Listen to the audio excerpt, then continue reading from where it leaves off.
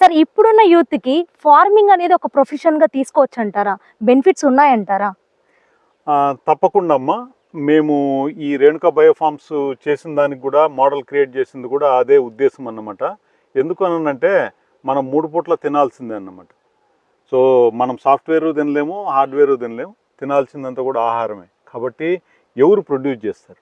So ఫ్యాక్టరీల్లో produce చేసింది కూడా ఏంటంటే రైతు ముడిసరుకు ఇస్తేనే ఫ్యాక్టరీలో తయారవుతుంది. మనం ఎప్పుడు కూడా మేము స్కూల్లో పిల్లల్ని అడిగితే వాళ్ళు అంటే మ్యాగీ అంటారు అన్నమాట.